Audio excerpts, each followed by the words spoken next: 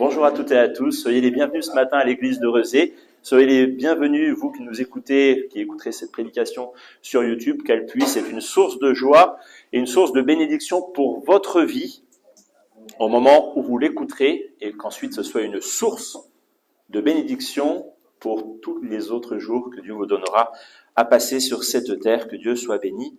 Amen. On ouvre la parole de Dieu, s'il vous plaît, dans le livre des Actes des Apôtres, chapitre 1er.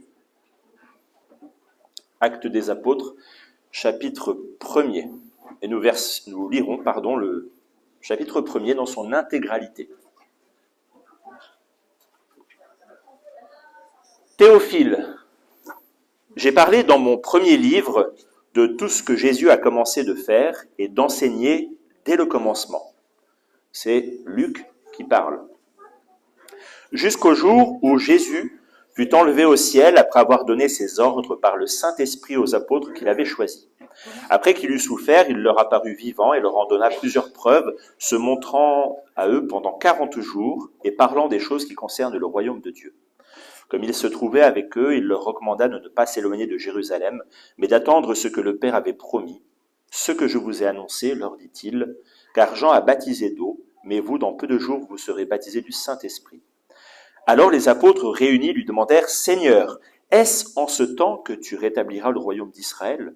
Il leur répondit « Ce n'est pas à vous de connaître les temps ou les moments que le Père a fixés de sa propre autorité, mais vous recevrez une puissance, le Saint-Esprit, survenant sur vous, et vous serez mes témoins à Jérusalem, dans toute la Judée, dans la Samarie et jusqu'aux extrémités de la terre. » Après avoir dit cela, il fut élevé pendant qu'ils le regardaient, et une nuée le déroba à leurs yeux. Et comme ils avaient les regards fixés vers le ciel, pendant qu'ils s'en allaient, voici 2 hommes vêtus de blanc leur apparurent, et dirent « Hommes, Galiléens, pourquoi vous arrêtez-vous à regarder au ciel ? Ce Jésus qui a été enlevé au ciel du milieu de vous reviendra de la même manière que vous l'avez vu allant au ciel. » Alors ils retournèrent à Jérusalem de la montagne appelée des Oliviers, qui est près de Jérusalem, à la distance d'un chemin de sabbat. Quand ils furent arrivés, ils montèrent dans la chambre haute, où ils se tenaient d'ordinaire. C'étaient Pierre, Jean, Jacques, André, Philippe, Thomas, Barthélemy, Matthieu, Jacques, fils d'Alphée, Simon le Zélote, et Jude, fils de Jacques. Tous d'un commun accord persévéraient dans la prière, avec les femmes et Marie, mère de Jésus, et avec les frères de Jésus. En ces jours-là, Pierre se leva au milieu des frères. Le nombre des personnes réunies était d'environ 120. Et il dit « Hommes, frères, il fallait que s'accomplisse ce que le Saint-Esprit dans l'Écriture a annoncé d'avance par la bouche de David au sujet de Judas, qui était le guide de ceux qui ont saisi Jésus. Il était compté parmi nous et il avait part au même ministère. Cet homme, ayant acquis un champ avec le salaire du crime, est tombé, s'est rompu par le milieu du corps et toutes ses entrailles se sont répandues. La chose a été si connue de tous les habitants de Jérusalem que ce chant a été appelé dans leur langue Akeldama, c'est-à-dire le chant du sang. Or, il est écrit dans le livre des psaumes que sa demeure devienne déserte et que personne ne l'habite et qu'un autre prenne sa charge. Ils font donc que parmi ceux qui nous ont accompagnés tout le temps que le Seigneur Jésus a vécu avec nous, depuis le baptême de Jean jusqu'au jour où il a été enlevé du milieu de nous, il y en est un qui nous soit associé comme témoin de sa résurrection. Ils en présentèrent 2, Joseph, appelé Barsabas, surnommé Justus, et Matthias. Puis ils firent cette prière, « Seigneur, toi qui connais les cœurs de tous, désigne lequel de ces 2 tu as choisi, afin qu'il ait part à ce ministère et à cet apostolat que Judas a abandonné pour aller en son lieu. » Ils tirèrent au sort, et le sort tomba sur Matthias, qui fut associé aux 11 apôtres. Amen. Et ainsi s'achève le premier chapitre de ce livre intitulé « Actes des apôtres », qui, on le sait, à l'époque, ne formait qu'un seul livre. Luc avait écrit l'Évangile et les Actes comme étant un ensemble. Puis dans nos Bibles, vous avez l'Évangile d'un côté, puis les Actes. Mais voilà, c'est un seul et même livre à destination des croyantes et des croyants.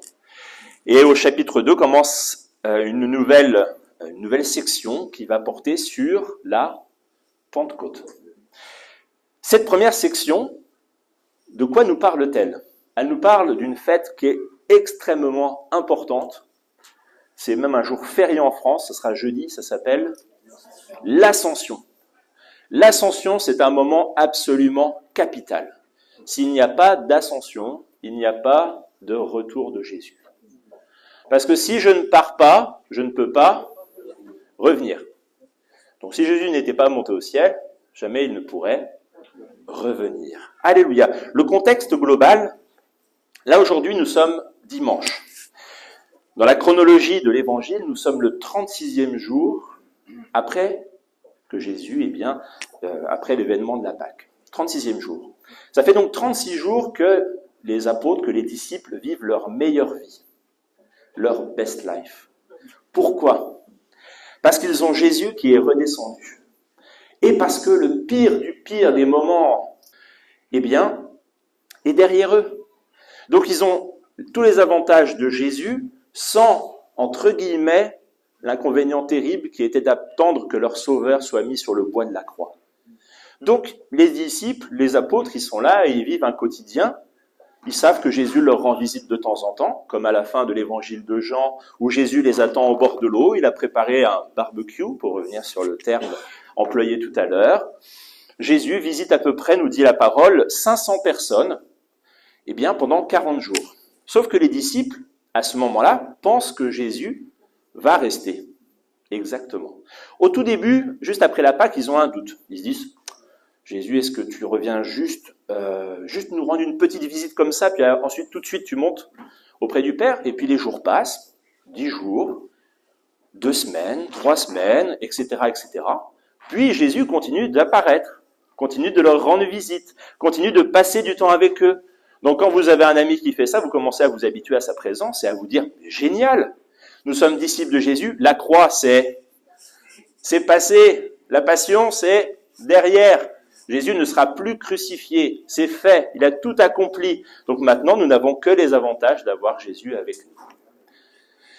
Et les jours passent, et ils se disent, c'est bon, maintenant Jésus. Et ils en reviennent à cette fameuse question essentielle pour les disciples, nous avions partagé dessus, la question politique. La question politique, c'est la question numéro 1 chez les disciples. Quand est-ce que tu vas chasser les Romains et rétablir politiquement ton règne, ton royaume en Israël? Cette question revient, puisqu'ils se mettent à espérer que Jésus ne va pas repartir de nouveau, mais que Jésus est là pour de bon. Donc ils osent cette question. Bon, alors ça y est, maintenant tu restes avec nous, la passion c'est fait, ça c'est fait, donc maintenant on peut s'occuper de ce qui nous préoccupe. Quand est-ce que tu rétablis politiquement, quand est-ce que tu redeviens le chef d'Israël, quand est-ce que tu chasses les Romains? Les Romains. Et Jésus, leur dit, ce n'est pas à vous de connaître les temps ou les moments que le Père a fixés de sa propre autorité. Et se produit l'inattendu. 40e jour, Jésus est élevé. Et Jésus est élevé au ciel. Et alors là, évidemment, les disciples, ils sont bas. Parce qu'ils ont vu des choses extraordinaires avec le Seigneur Jésus. Mais là, ils en vivent encore une nouvelle extraordinaire. Et c'est pas fréquent dans notre quotidien, en vous promenant dans les rues de Nantes, de voir un homme ou une femme qui est élevé comme ça. Je sais pas vous, ça arrive pas souvent, d'assister à ce genre de scène. Et là, pour les disciples, retournement encore émotionnel. Mais la marche d'un disciple de Jésus, c'était quelque chose quand même. Imaginez ce que ça a été quand ils sont venus prendre leur sauveur, quand ils l'ont mis sur le bois de la croix, qu'ils ont passé ensuite des jours enfermés entre eux pour se dire, mais qu'est-ce qui va arriver? Puis après, les femmes qui viennent, il est ressuscité. Pierre qui court, oui, il est réellement ressuscité. Puis, il monte, le niveau de la joie monte, le niveau de l'espoir monte. Et là, Jésus est enlevé au ciel. Et...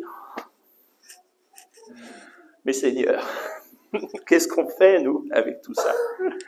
Qu'est-ce qu'on fait? Et l'ascension est ce moment, de nouveau, où il y a la séparation. Et imaginez pour les disciples, c'est un petit peu comme quand vous êtes en apprentissage, que vous avez passé 2 ans ou 3 ans avec un maître d'apprentissage, qu'il était derrière vous pour chaque geste, pour chaque boulette.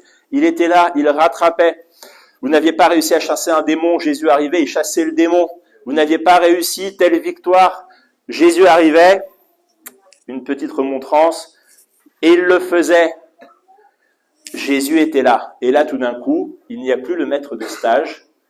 Vous êtes un stagiaire et pour la première fois, vous êtes devant l'établi et vous devez faire la pièce parfaitement. Vous l'avez vu faire pourtant, vous l'avez vu travailler. Mais là, vous êtes tout seul. Première fois que vous devez remplir votre feuille d'impôt, il n'y a pas papa et maman qui est là pour dire « alors K2 hein. ».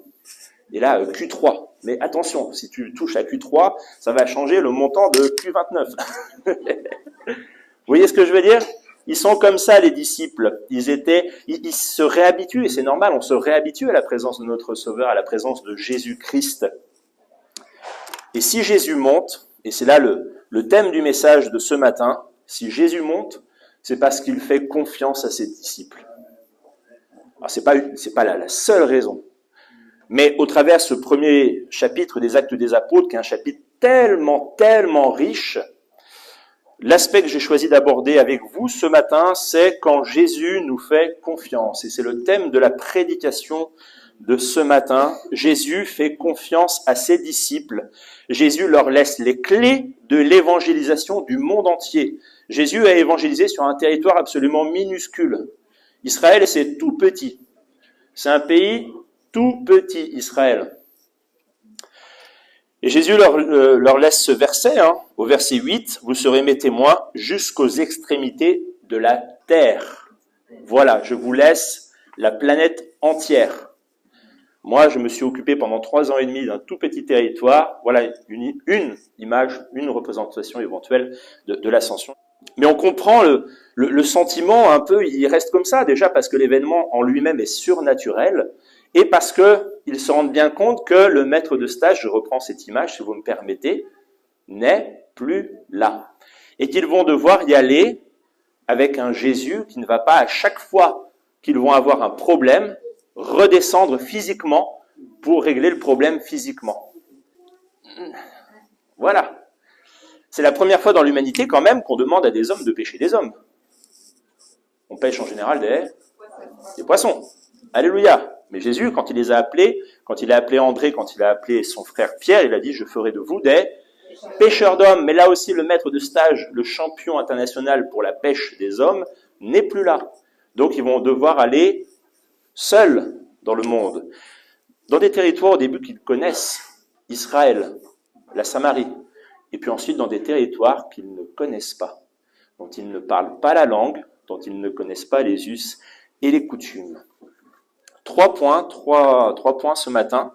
Premier point, l'ascension, un temps de rééquilibrage. On commencera par un premier point mathématique. Je ne sais pas s'il y a des ados au milieu de nous, je sais que ça va leur plaire. Un deuxième point ensuite qui nous parlera concrètement de quand Jésus nous fait confiance. Et un troisième point, évidemment, qui nous parlera du retour de Jésus. Premier point, l'ascension, un temps de rééquilibrage. Un temps de rééquilibrage. Si vous avez bien compté, parce qu'on va faire un peu de maths, jusqu'à l'ascension, on a un problème mathématique. Il y a combien de disciples? Il y a 11 disciples. Alors là, on ne les compte pas trop bien, mais bon, il y a 11 disciples. Jusqu'à la Pâque, il y avait 12 disciples plus Jésus. Jésus, il avait plusieurs casquettes. Jésus, c'était le berger de ses disciples. Jésus est souverain sacrificateur. Jésus est le représentant du ciel sur la terre. Il est témoin des choses qui se font en haut et il est descendu pour nous révéler ce qui se passe en haut auprès du Père. Donc Jésus, lui, évidemment, il est capable, il est en capacité d'endosser énormément de casquettes. Ça, c'est le Seigneur Jésus. Donc sur terre, juste au moment de l'ascension, il va manquer un disciple et il va manquer Jésus qui endosse de nombreuses casquettes. Mais il y a un autre endroit où il manque quelque chose. Depuis 33 ans, au ciel, il y a un trône qui est vide. Donc, pour que les mathématiques, pour que l'ascension, ce soit un rééquilibrage mathématique, il faut en effet que l'on fasse Jésus qui remonte au ciel, donc plus 1 au ciel. Le trône qui était vide depuis 33 ans est de nouveau occupé par le seul qui peut l'occuper, à la droite de Dieu, nous dit la parole de Dieu. Mais par contre, en bas, on a -1 chez les disciples, Judas, et on a -1 en tant que chef. Il nous manque un chef, il nous manque un représentant du ciel sur la terre, qu'on appelle aussi, et c'est un prénom très courant, un Emmanuel, un Dieu avec nous. Est-ce que ça va jusque-là? Alléluia. Donc, mission numéro 1, je ne les ai pas forcément mis dans l'ordre. Mission numéro 1, trouver un disciple. Pierre va se lever, et pour lui, c'est tout à fait normal qu'avant de faire quoi que ce soit, il faut d'abord que numériquement, les choses soient au bon ordre, dans le bon ordre et au bon endroit. On a 11 disciples, on ne peut pas travailler. Il nous manque un disciple. Et ça peut parfois peut-être nous surprendre de lire ce passage et de considérer que la première chose que Pierre va faire, c'est de s'occuper en tout premier de pallier au manque. Il manque quelqu'un quelque part. Je ne peux pas fonctionner dans une équipe. Moi, dans mon métier, je fais de la direction. Je ne fais pas de la direction d'entreprise. J'aurais aimé faire de la direction de multinationale, mais non. Rien à voir. Je fais de la direction d'orchestre, direction de musiciens. Donc, mon job, c'est de faire des recrutements afin de compléter des ensembles. Si, par exemple, je n'ai que 3 violons alto, il m'en manque 1 ou 2. Donc, je dois faire en sorte d'en recruter 1 ou 2, etc., etc. Et dans vos différents métiers, parfois, vous êtes appelés, à pallier à des manquements. Et s'il manque quelqu'un quelque part, la charge est plus importante pour les autres. L'idée de Pierre, c'est que la charge soit équitablement répartie sur les épaules de chacun, et que comme Jésus a voulu 12 disciples, on se retrouve bien avec 12 disciples. Et pour ça, ils vont présenter 2 hommes, ils vont prier, puis ils vont faire une pratique qui était commune à l'époque, qui vient de l'Ancien Testament. Vous savez que les souverains sacrificateurs avaient l'habitude souvent, pour des décisions, de tirer au sort. Ils reprennent cette pratique et ils vont tirer au sort. Je ne sais pas si c'était avec une pièce ou comment ils faisaient. En tout cas, ils tirent au sort et c'est Matthias. Donc, niveau mathématique, c'est bon. 12. Ça, c'est fait. Au ciel, on l'a dit, c'est bon. On a plus 1. Là où il manquait une personne sur le trône, Jésus a repris sa place. Donc ça, c'est fait également. D'ailleurs, Matthias, je termine sur Matthias, c'est un bel exemple de seconde chance. Matthias marche avec Jésus depuis le baptême de Jésus. Matthias est avec Jésus depuis le tout début. Matthias, apparemment, n'a jamais lâché Jésus, puisque Pierre appelle des gens qui ont été témoins de tout ce que Jésus a fait. Mais Matthias, est-ce qu'il a été appelé dans les 12 par Jésus lui-même? Non. Mais il a une seconde chance. Alléluia. Et si des fois vous avez un doute, on ne m'a pas appelé, ou le Seigneur, ton tour viendra. Comme le tour de Matthias est venu. Et le voilà qui fait partie des 12 maintenant. Il fait partie de l'équipe. Matthias, il peut se mettre au travail. Il nous manque un Emmanuel.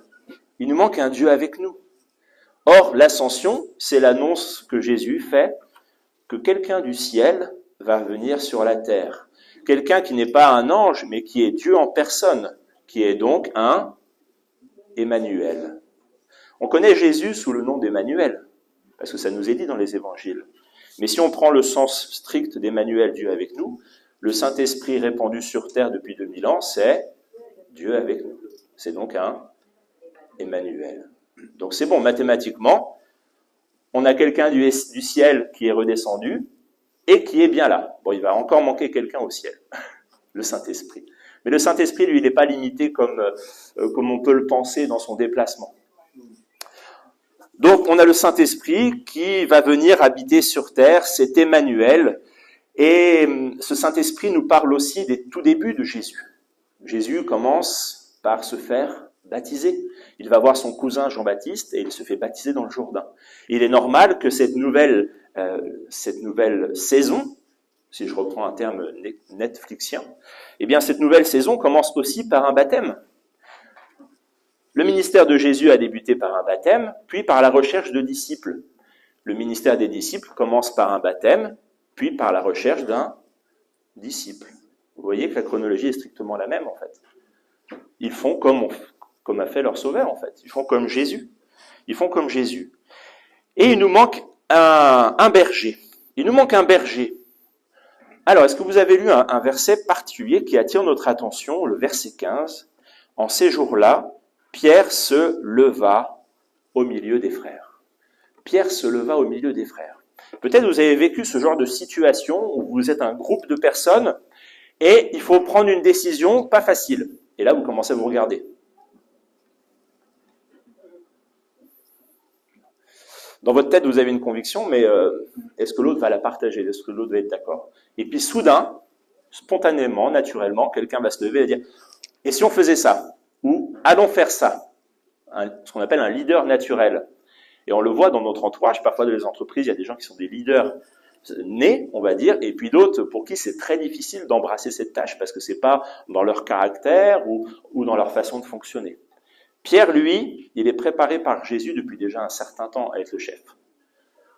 Jésus lui a demandé de paître, de prendre soin du troupeau.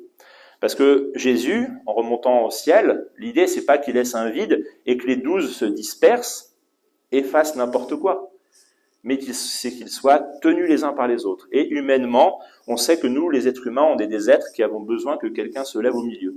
Si on prend 60 personnes et on leur dit, bon, ok, vous êtes chacun votre propre chef, vous faites ce que vous voulez. Alors là, on va avoir des petits problèmes.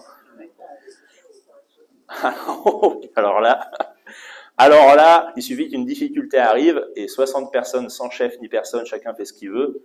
Là, vous avez des problèmes. Ça ne marche pas. Jésus le sait parfaitement et il a préparé Pierre. Dans l'évangile de Matthieu, tu es Pierre et sur cette pierre je bâtirai mon église. Pierre sait qu'il a un rôle tout spécifique. Il a été appelé le premier avec son frère André, Pierre.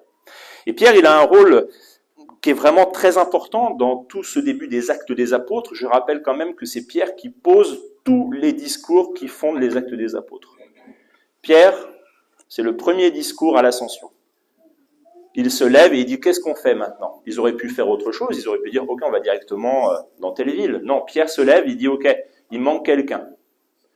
Donc avant de faire quoi que ce soit, on complète. Pierre ensuite, à la Pentecôte, il se lève. Et alors qu'il vit un moment incroyable, il se dit, ok, maintenant je fais le lien et je proclame Jésus-Christ. Pierre, vous savez, après, ils vont être dans la rue, puis ils vont guérir un boiteux. Pierre se lève devant la foule réunie qui n'en revient pas. Qu'est-ce que c'est que cette œuvre? Pierre se lève devant la foule et fait toute une prédication sur le message de Jésus-Christ. Ensuite, ils sont arrêtés. Pierre se lève et prêche devant le Sanhédrin. Ce sont les 4 premiers et plus longs discours des Actes des Apôtres. Ils sont tous les 4 prononcés par un homme, Pierre. Pierre assume donc son rôle de chef. Alors c'est pas encore, c'est l'église naissante si vous voulez. Mais il est là, et il sait que Jésus lui fait confiance pour prendre soin du troupeau. Jésus nous fait confiance, Jésus fait confiance à Pierre, j'ai déformé Pierre. Jésus a pris la peine de le mettre à part. M'aimes-tu? Oui, tu sais que je t'aime. M'aimes-tu? Tu sais que je t'aime. Paie mes brebis. Prends soin du troupeau quand je ne serai plus là. Pierre ne savait pas encore de quoi Jésus parlerait. Pierre assume parce qu'il sait que son Sauveur lui fait confiance.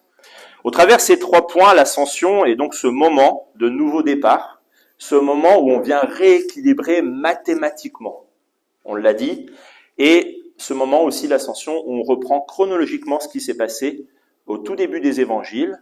Jésus s'est fait baptiser, l'ascension annonce le baptême dans le Saint-Esprit. Jésus a appelé des disciples, les a attachés autour de lui. Il commence par appeler un disciple.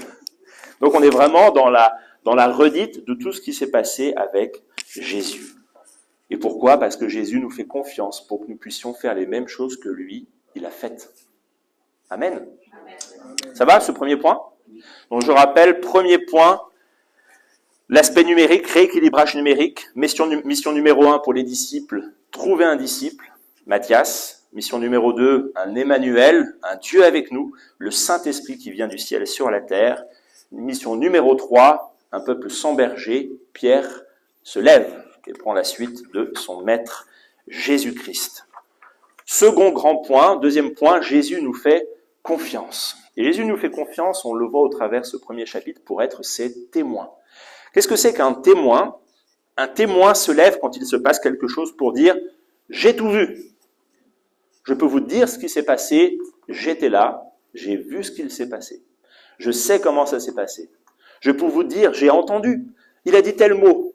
Et un témoin, c'est très important dans la façon dont notre système judiciaire fonctionne. Un témoin atteste. Ça veut dire que le témoin, il a une sacrée responsabilité quand même. Parce que ça veut dire que toutes celles et ceux qui n'étaient pas là vont écouter cette homme ou cette femme, ils vont se dire, ok, il faut que je parte du principe que celui-là, que celle-là dit la vérité. Sinon, tout le rôle du témoin tombe par terre. S'il n'y a pas ce lien, cette interconnexion qu'on a nous entre les êtres humains, de voir quelqu'un et de dire, ok, j'accorde ma confiance, je vais écouter ce qu'elle dit. Il me dit que Jésus a guéri les malades. Moi, je n'ai pas vu, personnellement, mais je vais faire confiance. Il me dit que Jésus est ressuscité des morts. C'est ce que dit Pierre, il a dit, ils ont besoin de quelqu'un qui puisse rendre témoignage de la résurrection. Je n'étais pas vu, je n'étais pas là, mais je vais faire confiance aux témoins qui étaient présents. Ils me disent que Jésus n'a jamais parlé, qu'aucun homme n'a parlé comme ce Jésus. Eux, ils ont été témoins, ils ont entendu les sermons, mais moi, je n'ai pas entendu ça. On l'a dit tout à l'heure, Jésus, il a eu un ministère sur un pays minuscule. Donc forcément, il y a peu de gens qui ont bénéficié concrètement, qui ont été témoins de ce que Jésus a fait. Parce que c'est un tout petit pays, Israël. Mais ça a suscité des témoins avec une telle force de conviction que les gens qui les entendaient ne doutaient pas que ce qu'ils partagent était la vérité. Mais c'est là que la situation se complique pour nous. Parce que la venue de Jésus, ça fait quand même quelques années. Et donc les témoins vivants, il n'y en a plus beaucoup. Déjà qu'il n'y a plus beaucoup de témoins vivants de la Première Guerre mondiale, qui remonte à seulement un siècle. Alors les témoins vivants de Jésus-Christ, là, ça remonte encore plus loin. Donc on s'appuie, nous, les chrétiennes et les chrétiens de 2025, sur le témoignage des chrétiennes et des chrétiens de 1980, puis de 1970, qui s'appuient eux-mêmes, et etc., etc., etc. Les chrétiens des années 1500 s'appuient sur les chrétiens des années 1480. Et on s'appuie toutes et tous dans une grande chaîne d'amour, pour reprendre ce chant, et surtout une chaîne de confiance. Et c'est de qui vient cette confiance? C'est Jésus le premier. C'est Jésus le premier qui a tendu à la main à des femmes et à des hommes pour leur dire « Vous serez mes témoins ». Et maintenant, transmettez ça aux générations suivantes. Pierre, à un moment donné de sa vie, ne pouvait plus être ce témoin. La santé ne lui permettait plus. Il a tendu à un autre, plus jeune. « Toi, tu seras le témoin ». Celui-là même a tendu le bâton à un autre, tu seras le témoin, tu seras le témoin, tu seras le témoin. Et de témoin en témoin, en témoin, en témoin, nous sommes là ce matin. Alléluia. Jésus continue même en 2025 à nous faire confiance pour être ses témoins. Quelle grâce. Quelle grâce incomparable. Jésus, petit b, donc Jésus, petit a, Jésus nous fait confiance pour être ses témoins.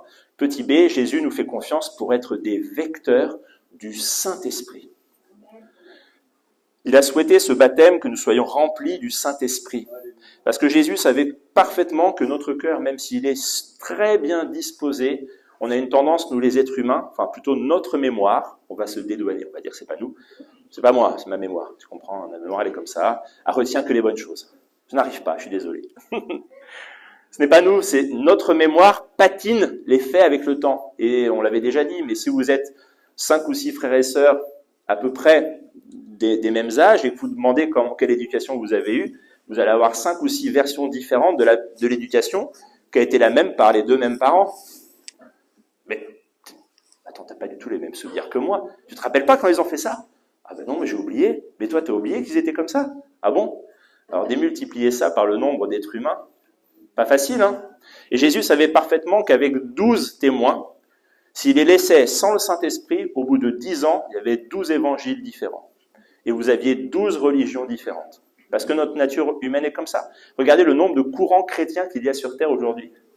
C'est absolument astronomique. Pourtant, à l'origine, il y a un message. Il y a un message. Déjà, entre Paul et Pierre, ils n'étaient pas toujours d'accord. Paul qui reprend Pierre, entre Marc et Barabbas, déjà les disciples entre eux qui pourtant avaient vu Jésus, déjà ils n'étaient même pas d'accord entre eux. Donc, petit b, Jésus nous fait confiance pour être des vecteurs du Saint-Esprit et pour que nous réalisions que nous avons besoin du Saint-Esprit pour rester dans la vérité. Si on se base que sur nos pensées à nous, on va forcément au bout d'un moment dévier à gauche, à droite, même si on est de bonne volonté. C'est pas lié au fait d'être de bonne volonté. C'est le fait qu'on assimile les choses avec notre perception, avec ce que nous sommes, et ça les modifie au bout d'un moment. C'est normal. Donc, confions-nous dans le Saint-Esprit. Mais le Saint-Esprit, c'est une personne qui est foncièrement libre. Et ça aussi, c'est difficile pour nous, êtres humains. Parce que nous, on aime bien, cadrer les choses, border les choses. Or, le Saint-Esprit, il va là où il veut, de la façon dont il veut, et il travaille avec qui il veut, quand il veut. Le Saint-Esprit, c'est la liberté absolue. C'est très difficile. Comment travailler avec un tel collaborateur? Seigneur, franchement. Le Saint-Esprit, il est insaisissable, le Saint-Esprit. Il souffle, il va où il veut, il choisit quelqu'un, mais moi je ne l'aurais pas choisi. Pourquoi, Saint-Esprit, pourquoi tu parles par cette personne? Parce que Jésus voit tellement au-delà de chacune et de chacun d'entre nous. Alors, petit c, Jésus nous fait confiance pour être ses héritiers. Jésus, organisant bien les choses, nous a laissé, on l'a dit, le Saint-Esprit, il a voulu que nous soyons ses témoins, et il nous a soufflé le Saint-Esprit afin que ce Saint-Esprit nous garde dans la vérité. Mais ce qui nous garde quand même, parce que sinon, si on a juste ces éléments-là, notre nature nous porte quand même à aller de gauche et de droite. Alors nous avons besoin d'un cadre légal. Et c'est pour ça que j'emploie le mot d'héritier. Un héritage en France, c'est quelque chose qui est cadré. D'ailleurs, vous savez peut-être, mais quand il y a un héritage important, le gouvernement vient toquer à votre porte. Peut-être y aurait-il quelques piécettes à récupérer éventuellement. Si vous êtes passé par là, peut-être voilà, vous êtes au courant. En tout cas, c'est quelque chose qui est cadré, l'héritage. Et en tant qu'héritier, nous sommes aussi cadrés par un texte de loi qui est la parole de Dieu. Soyons équilibrés. Dieu nous a donné ce Saint-Esprit qui est tellement libre, mais Jésus a voulu aussi que nous ayons des textes de référence auxquels veut dire nous accrocher. La parole de Dieu. Si nous sommes héritiers, ça veut dire que nous sommes là aussi connectés par un contrat de confiance. Jésus, avant de monter au ciel, a fait un contrat. Pas par écrit celui-ci, mais un contrat avec ses disciples. Il a dit, ok, je m'en vais. Si je m'en vais, si je vous laisse tous mes biens, si je vous laisse tout ce que j'ai fait, c'est parce que je vous fais confiance. Et là, on va partager un petit texte, ça m'a fait penser à ça, dans l'Ecclésiaste au chapitre 2, verset 18. Ecclésiaste chapitre 2, verset 18. Ça nous parle de l'héritage. Et voilà ce que dit l'Ecclésiaste, chapitre 2, verset 18. « J'ai haï tout le travail que j'ai fait sous le soleil et dont je dois laisser la jouissance à l'homme qui me succédera. Et qui sait s'il sera sage ou insensé?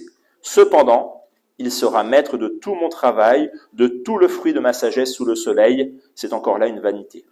Si on actualise ça en version chrétienne, ça fait... Alors Jésus, il n'aurait peut-être pas dit « j'ai haï ». Mais bon, j'ai regretté tout le travail que j'ai fait sous le soleil pendant ces 3 ans et demi. Toutes ces vies que j'ai transformées, tous ces corps que j'ai guéris, toutes ces âmes que j'ai libérées en mon nom, et dont maintenant, à l'ascension, je dois laisser la jouissance à ces 12 et aux autres qui me succéderont. Et qui sait si ces témoins seront sages ou insensés.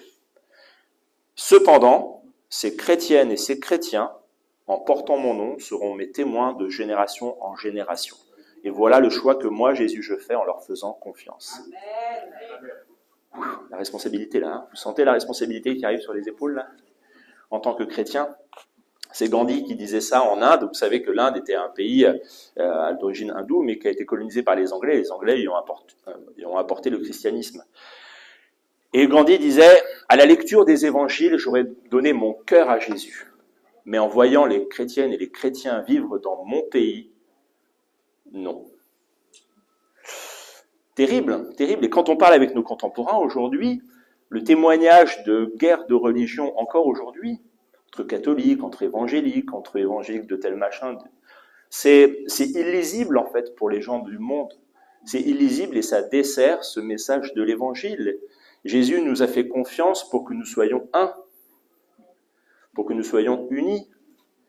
Mais notre nature lutte contre cette vérité, contre ce désir de Jésus. Elle lutte en permanence contre ça, notre nature. Pourtant, il a voulu que la vérité reste au milieu de nous, de génération en génération et d'âge en âge. D'où ce verset que j'avais sur le cœur de l'Ecclésiaste. Jésus aurait très bien pu se dire, mais j'ai fait un tel travail, rendez-vous compte, j'ai tout accompli, et maintenant je dois absolument tout laisser pour ces disciples-là. Et j'ai travaillé 3 ans et demi avec eux, je sais un petit peu, là encore ils viennent de me demander quand est-ce que je chasse les Romains. Donc vous voyez un petit peu ce qu'ils ont compris, ces disciples. Et pourtant non, je remonte, je leur fais confiance. Et Jésus vous fait confiance ce matin. Notre témoignage, il ne sera pas parfait. Il ne faut pas se leurrer, il ne sera pas meilleur qu'un autre. N'oublions pas que les prostituées nous devanceront dans le royaume de Dieu. C'est pas parce qu'on est chrétien, ceci, cela. Restons humbles, rappelons-nous que Jésus nous a donné une mission, être ses témoins dans notre quotidien. Tel que nous sommes, on témoigne de Jésus. Et on vit ce que Jésus a fait dans notre vie. Alléluia. Alléluia. Merci. Merci Seigneur. Ce qui est étonnant, c'est que Jésus fasse encore ce choix en 2025. Que Jésus ait fait ce choix avec des hommes et des femmes qui ont marché physiquement avec lui, ça peut se comprendre. Moi, je ferais confiance, si je devais partir, pour dire, voilà, mes amis, mon frère, mes parents, mon épouse, mes enfants m'ont connu. Ils savent comment je vivais, ils m'ont vu vivre. Mais faire confiance à des générations futures qui n'ont aucune idée du contexte dans lequel je vivais, même s'il y a un livre, tout à fait, mais qui se déchirent sur que veut dire ce livre, que veut dire tel verset. Et pourtant Jésus te fait encore confiance ce matin. Il te tend encore la main. Il veut encore que tu sois son témoin. Alléluia. Dernier point, 3e point, l'ascension annonce un retour. On l'a dit, il n'y a pas de retour si on n'est pas parti. C'est pour ça que dans les trilogies, le retour, c'est pas l'épisode 1. Souvent. Le retour. Pourquoi commencer par le retour? D'abord, il se passe quelque chose, il s'en va. Épisode 2 ou 3, le retour. Le plus fameux, évidemment, épisode. Et le retour du Jedi. Bref, suivez pas. Le retour du roi, très bien, très très bien aussi. Le retour du roi qui est en lien direct avec le Seigneur Jésus.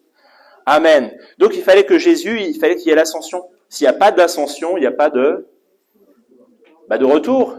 Si Jésus ne monte pas au ciel, comment est-ce que vous voulez qu'il revienne, redescende? Il faut d'abord que Jésus monte pour que Jésus redescende. Alléluia. Jésus n'a pas voulu que ce petit groupe d'hommes et de femmes reste comme ça. On a dit, il a voulu qu'il y ait un chef, Pierre. Et il a voulu ensuite un projet. Il avait un projet, le Seigneur Jésus, c'est le projet de l'Église. L'Église. Il n'a pas voulu que nous soyons des branches tombées au sol, mais il a voulu que nous soyons des branches rattachées à un arbre, rattachées à un tronc, rattachées à des racines. Alléluia. Jésus nous fait confiance pour le servir et servir cette noble mission d'être ses témoins au sein d'une église locale, dans laquelle chacune et chacun occupe un membre. Certains ici sont des oreilles, d'autres ici sont des yeux, d'autres sont de belles chevelures, d'autres sont des mains, d'autres sont des pieds. Mais chacun ici est appelé à travailler en étant bien coordonnés les uns avec les autres. Et c'est ce que nous essayons de faire. Et l'église locale, c'est la définition des églises dans le Nouveau Testament. L'église de Colosse, de Thessalonique, l'église de Tite, les 7 églises dans l'Apocalypse, on nous parle de cette église locale. L'église locale, elle est merveilleuse, mais elle est par nature culturelle et temporelle. Ça veut dire qu'une église locale, elle va emprunter les façons de vivre la parole de Dieu de là où elle est et de l'époque où elle est. La façon dont nous vivons le culte a des choses à voir avec la façon dont vivaient le culte les premiers chrétiens, mais en même temps, énormément de différences. Moi, je suis musicien, si on chantait les chants comme faisaient les premiers disciples, ça n'a strictement rien à voir avec la façon dont on les chante aujourd'hui. Donc déjà, notre louange n'a rien à voir. Je ne parle pas de la louange dans le temple où les murs étaient d'or et où il n'y avait que des cuivres et des cymbales. Si je demande à mon frère là, de taper de toutes ses forces sur les cymbales, vous n'allez pas le supporter. Et pourtant, c'était ça la louange dans le temple. Avec des trompettes, que des instruments qui faisaient un bruit incroyable dans le temple de Salomon. Donc une église, une église locale, c'est culturel et temporel. C'est pour ça que petit b, Jésus nous appelle à faire partie d'une église universelle. Qu'est-ce que c'est qu'une église universelle? C'est l'épouse. Alors évidemment que l'église universelle est constituée d'églises locales. Mais quand Jésus reviendra, puisque c'est de ça dont nous parle l'Ascension, quand Jésus reviendra chercher des hommes et des femmes, il y aura peut-être 20% dans cette église locale qui monteront, enfin on souhaite 100%, 100% dans cette église locale qui monteront, 70% dans cette église locale qui monteront, 60% dans cette église locale qui monteront, et au ciel, il n'y aura qu'une seule église, l'épouse. L'épouse, c'est pas une dissociation, un empilement. L'épouse, c'est comme tout ce que fait le Seigneur Jésus, un ensemble bien coordonné. Amen. Et ça, combien ça nous est difficile, surtout en 2025, où il y a une telle offre d'église, tellement, qu'on a du mal à discerner l'église universelle au sein de la multitude de confettis d'églises locales. L'église universelle, si vous voulez, c'est l'essence même de ce que doit être une église, en dehors de l'aspect culturel et temporel. Je ne sais pas si vous voyez ce que je veux dire. C'est ce qu'est réellement l'église de Jésus-Christ. Alors évidemment qu'elle est disséminée, elle est diluée dans toutes les variantes d'églises locales par le monde entier, qu'elle est présente dans une église locale à Kinshasa, à Séoul, au Brésil, à Rezé. Amen. Amen. Mais pourquoi est-ce qu'on l'appelle universelle? Parce que c'est celle-ci qui a des points d'accroche entre toutes les chrétiennes et tous les chrétiens du monde entier. Je le disais, c'est cette église universelle que Jésus viendra chercher. Et au milieu des 7 églises qui sont décrites dans l'Apocalypse, vous avez des hommes et des femmes qui monteront et d'autres qui, malheureusement, ne monteront pas. Et toutes celles et ceux qui monteront lors de l'avènement, ce sont celles et ceux qui font partie de cette fameuse église universelle. Amen. Et moi, je souhaite avoir les yeux bien ouverts pour dire, Seigneur, quand je vois un chrétien ou une chrétienne, aide-moi à voir au-delà de l'aspect culturel et temporel pour discerner ce que toi tu as laissé il y a 2000 ans et qui est ce marqueur continu dans toute l'histoire de la chrétienté. Et ce matin, nous sommes en partie l'Église universelle, puisqu'il y a au milieu de nous des hommes et des femmes qui viennent d'autres mouvements, d'autres églises évangéliques. Et on leur souhaite la bienvenue. Alléluia, pour partager ce culte ensemble. Amen. Le ciel, ça sera que ça. Puisque je le rappelle, Jésus a dit que nous serions même devancés par des gens qui n'ont pas d'église, des prostituées et des gens de mauvaise vie. Donc des gens, a priori, qui ne fréquentent pas l'église tous les dimanches matins en étant rentrés du travail le samedi soir. Vous voyez ce que je veux dire? Ouvrons bien les yeux sur le côté toujours impactant des paroles du Seigneur Jésus-Christ. J'en arrive à la fin. Mon 3e point, l'Ascension annonce un retour. Nous sommes appelés à faire partie d'une église locale qui est culturelle, temporelle, mais nous sommes aussi appelés à faire partie de cette église universelle qui est celle qui traverse les pays et les générations. Notre église de Rezé, on l'a dit, 84, mais c'est un bébé église. 84, 2000 ans d'histoire. C'est même pas ça, sur l'histoire des 2000 ans que compte l'histoire des disciples. Donc c'est minuscule, 84. C'est une belle chose, mais c'est tout petit. C'est tout petit. Et qui sait dans un siècle où sera cette église? Peut-être elle se sera transformée en autre chose. Mais si à l'intérieur d'elle, elle porte les marqueurs de l'église avec un grand E, alors elle survivra. Et surtout se retrouvera en haut dans le ciel de gloire. Amen. Et on arrive au dernier point, un retour annoncé. Et là, j'arrive très vite à la conclusion, puisque c'est dit au verset 10. « Comme ils avaient les regards fixés vers le ciel pendant qu'ils s'en allaient, voici 2 hommes vêtus de blanc leur apparurent et dirent, « Hommes galiléens, pourquoi vous arrêtez-vous à regarder au ciel?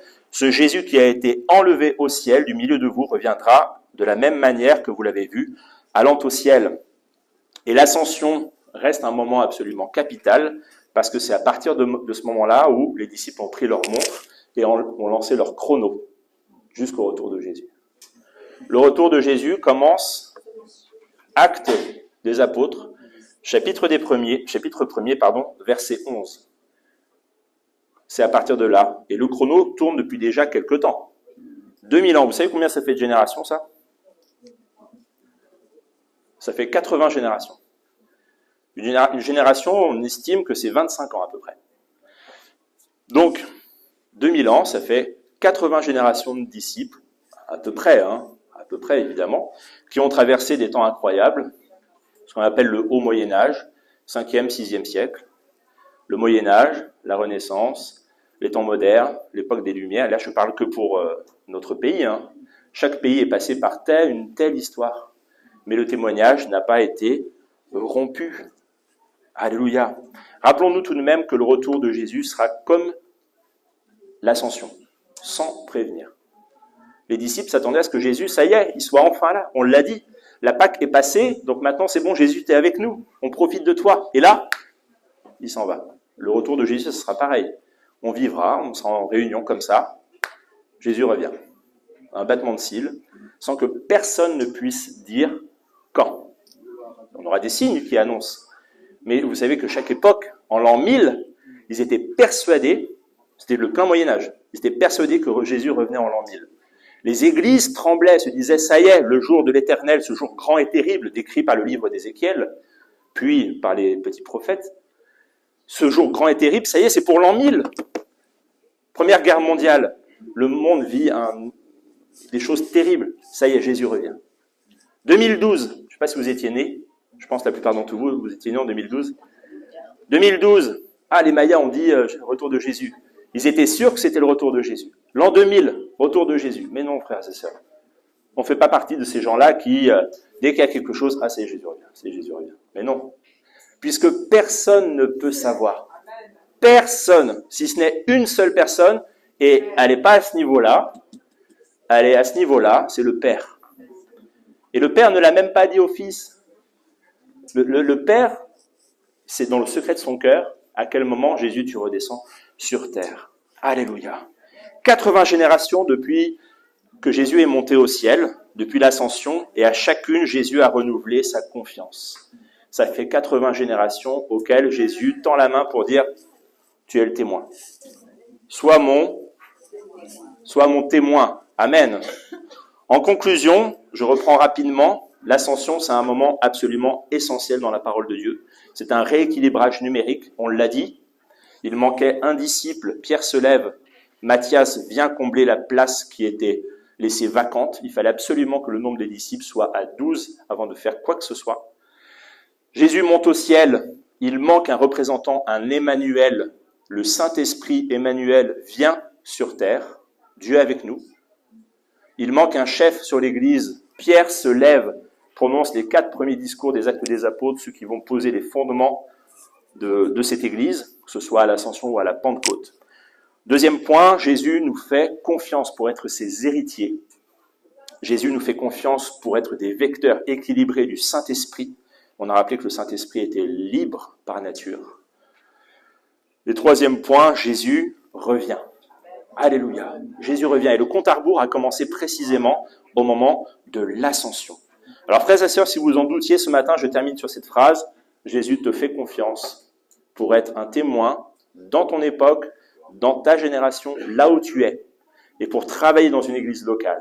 Mais sans oublier qu'il y a une église plus vaste, qui est celle de Jésus-Christ, que Jésus reviendra chercher. Amen, alléluia, soyez bénis. Amen, merci Seigneur.